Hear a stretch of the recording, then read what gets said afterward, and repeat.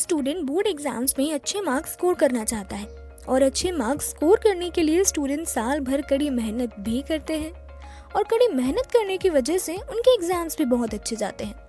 But unfortunately students के result उतने अच्छे नहीं आ पाते जितने अच्छे उनके एग्जाम्स गए होते हैं। इस सिचुएशन का एक बहुत बड़ा रीज़न हो सकता है आपके एग्जाम पेपर लिखने का तरीका या फिर कुछ ऐसे फैक्ट्स जिनकी नॉलेज की एब्सेंस में आपके आंसर्स राइट होते हुए भी आपको फुल मार्क्स नहीं मिल पाते। Hi everyone, you are watching watch a lot और आज की वीडियो में मैं आपको बताने वाली हूँ स्टूडेंट्स के कुछ ऐसी कॉमन हैबिट्स के बारे में जो उन्हें एग्जाम्स में सही आंसर्स लिखने के बावजूद भी फुल मार्क्स गेन करने नहीं देती। और इसी के साथ हम बात करेंगे कुछ ऐसे फैक्ट्स के बारे में जिनके नॉलेज के एब्सेंस में आप सभी आंसर लिखने के बाद भी फुल मार्क्स अचीव नहीं कर पाते हो। बहुत सारे स्टूडेंट्स की गंदी हैंडराइटिंग ही उनके बैड रिपोर्ट कार्ड का रीज़न बनती है।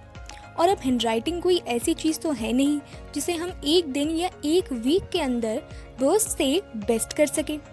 और जब एग्ज़ाम्स पास हों तब तो हम डेली 1 घंटा हैंडराइटिंग करने के लिए भी नहीं बैठ सकते, क्योंकि एग्ज़ाम टाइम में पूरा दिन भी पढ़ने के लिए कम लगता है। अब ऐसी सिचुएशन में 1 घंटा हैंडराइटिंग को देने के लिए कहाँ बैठे।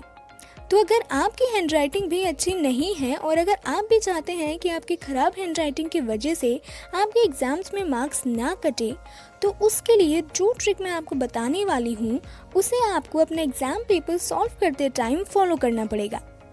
एग्जाम्स में अपनी हैंडराइटिंग को अच्छी दिखाने के लिए सबसे पहले तो आपको कर्सिव बिल्कुल नहीं लिखनी है। आपको एकदम सिंपल हैंडराइटिंग लिखनी है, बिल्कुल नॉर्मल। और आप कोशिश कीजिए कि जो आप लेटर्स लिख रहे हो वो थोड़े बड़े लिखें, जिससे कि स्पेलिंग को समझने में आसानी हो। और जब आप सेंटेंस लिखते हो तब एक स्पेलिंग लिखने के बाद उसमें थोड़ा गैप दें, जिससे कि वो क्लियर दिखे और सेंटेंस को ईजिली पढ़ा जा सके। प्रेजेंटेशन हमारे एग्जाम में सबसे ज़्यादा इम्पोर्टेंट रोल प्ले करती है, क्योंकि कोई भी टीचर जब किसी भी स्टूडेंट की कॉपी चेक करता है तो वो ये बाद में पढ़ेगा कि आपने कॉपी में लिखा क्या है। सबसे पहले वो आपकी कॉपी को देखेगा और जब आपने अपनी कॉपी में अपने आंसर्स को अच्छे से रिप्रेजेंट किया होगा तो टीचर के दिमाग में स्टूडेंट के लिए एक इमेज बन जाएगी कि हाँ, इस स्टूडेंट की कॉपी की जब प्रेजेंटेशन इतनी अच्छी है, राइटिंग इतनी अच्छी है, तो ऑब्वियसली सी बात है कि ये स्टूडेंट एक ब्राइट स्टूडेंट है। और एक ब्राइट स्टूडेंट की कॉपी हमेशा नीट एंड क्लीन और अच्छी होती है, इसलिए वो अच्छे मार्क्स स्कोर कर पाते हैं। तो टीचर इस चीज़ को अच्छे से समझ जाएगा कि आप एक ब्राइट स्टूडेंट हैं, तो आपके मार्क्स ज़्यादा मिलने के चांसेस भी वहीं बढ़ जाते हैं। और वहीं दूसरी तरफ जिस बच्चे की कॉपी की प्रेजेंटेशन अच्छी नहीं होती, उस बच्चे के लिए अच्छे मार्क्स स्कोर कर पाना बहुत मुश्किल होता है।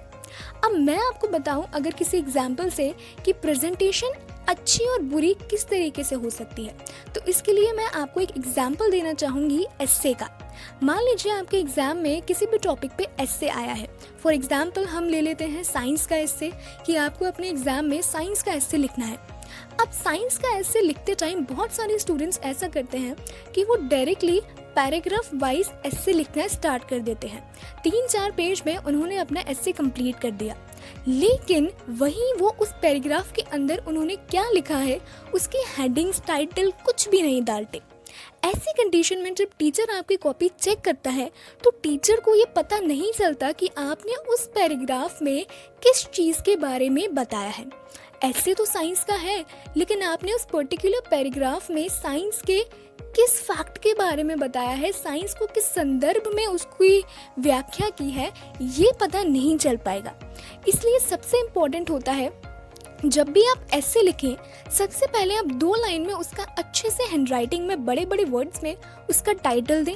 टाइटल देने के बाद टाइटल के नीचे लाइन खींचें। इंट्रोडक्शन सबसे पहले लिखना ज़रूरी होता है। उसके बाद मान लीजिए आपने दूसरे पैराग्राफ में लिखा science in the field of medicine, तो आपको सबसे पहले टाइटल डालना है, उसके नीचे लाइन खींचनी है, डैश लगाना है। उसके बाद नेक्स्ट लाइन से आपको इस पैराग्राफ में science in the field of medicine उसकी क्या इंपॉर्टेंस है ये सब लिखना शुरू करना है। ऐसी कंडीशन में टीचर को पता चल जाता है कि हाँ, आपने इस पैराग्राफ में क्या लिखा है। तो टीचर आपकी कॉपी जब चेक करेगा तो उसको एक एक वर्ड पढ़ने की ज़रूरत नहीं होगी, क्योंकि उसे पता है कि आपने अंदर क्या लिखा है। तो इस कंडीशन में आपको ज़्यादा अच्छे मार्क्स मिलने के चांसेस हो जाते हैं। और वहीं दूसरी तरफ अगर आप टाइटल नहीं लिखोगे तो टीचर आपका पूरा पैराग्राफ अच्छे से पढ़ेगा और वो कहीं ना कहीं से आपकी गलती ढूंढ के निकाल ही लेगा। तो इस सिचुएशन से बचने के लिए आपको अपने एग्जाम में प्रेजेंटेशन बहुत अच्छी रखनी होती है। हमारा थर्ड पॉइंट आता है हरी इन एग्जाम टाइम। मुझे लगता है शायद बहुत कम ही स्टूडेंट्स ऐसे होंगे जिनकी आज तक की लाइफ में उन्होंने जितने भी एग्ज़ाम्स दिए हैं उनका पूरा पेपर 3 घंटे में सॉल्व हो गया हो और उनका एक भी आंसर कभी भी एग्ज़ाम में छूटा ना हो। क्योंकि टॉपर से टॉपर बच्चे की भी अपनी पूरी स्कूल लाइफ में भले ही एक ऑब्जेक्टिव सही लेकिन अटेम्प्ट करने से छूटा तो ज़रूर होगा। और मैं जानती हूँ कि जितने भी लोग ये वीडियो देख रहे हैं उनके साथ भी कभी ना कभी ऐसा हुआ होगा, किसी न किसी क्लास में आप एग्ज़ाम दे रहे हो और आपका कोई ना कोई क्वेश्चन छूटा होगा। ऐसे सिचुएशन से बचने के लिए क्या किया जाए कि भाई 3 घंटे में हमारा पूरा पेपर कंप्लीट हो जाए और एक ऑब्जेक्टिव तक ना छूटे। तो देखिए, मैंने इस कंडीशन से बचने के लिए जो पॉलिसी अपनाई थी वो मैं आप लोगों के साथ शेयर करती हूँ। सबसे पहले जब आप अपना एग्ज़ाम पेपर सॉल्व करने जाएं तो रूल तो यही होता है कि सबसे पहले आपको ऑब्जेक्टिव सॉल्व करने होते हैं, देन उसके बाद आपको क्वेश्चन आंसर लिखना होता है। तो सबसे पहले आप ऑब्जेक्टिव क्वेश्चन सॉल्व कीजिए, उसके बाद आपके एग्ज़ाम पेपर में जो क्वेश्चन सबसे हाईएस्ट वेटेज का है, भले ही वो 6 मार्क का हो 5 मार्क का हो, सबसे पहले आपको उन क्वेश्चंस को कंप्लीट करना है और उन क्वेश्चंस में जितनी वर्ड लिमिट आपको दी गई है मिनिमम उतनी वर्ड लिमिट कंप्लीट करके आपको आंसर लिखना है। देन उसके बाद आप 5 मार्क का क्वेश्चन अटैम्प्ट कीजिए, 4 मार्क का क्वेश्चन अटैम्प्ट कीजिए और उसके बाद अगर आपके पास टाइम कम बचता है तो आपको 3 मार्क और 2 मार्क में जितनी वर्ड लिमिट दी गई है ना उतनी ही वर्ड लिमिट लिखनी है। बहुत सारे स्टूडेंट्स ऐसा करते हैं कि जब वो स्टार्टिंग से पेपर सॉल्व करने जाते हैं तो वो पहले 2 मार्क का क्वेश्चन सॉल्व करते हैं, फिर 3 मार्क का। तो ऐसे सिचुएशन में पता है वो लोग क्या करते हैं, क्या सबसे बड़ी गलती कि 2 मार्क का क्वेश्चन सॉल्व करने के लिए मिनिमम वर्ड लिमिट होती है 30 वर्ड्स, लेकिन वो लोग उस क्वेश्चन को दे देते हैं 50 वर्ड लिमिट, 60 वर्ड लिमिट। यहाँ हमारा मेन टाइम वेस्ट होता है। तो ऐसा काम हमें नहीं करना है, इसलिए हम सबसे पहले लेंदी मटेरियल कंप्लीट करेंगे, 5 मार्क के क्वेश्चन, 6 मार्क के, 4 मार्क के। देन उसके बाद 3 मार्क में और 2 मार्क में जितनी वर्ड लिमिट में आंसर पूछा गया है हम एंड में उतने लिख देंगे। और क्योंकि हमारे पास टाइम कम बचा होगा तो हम टाइम वेस्ट कर ही नहीं सकते, है ना।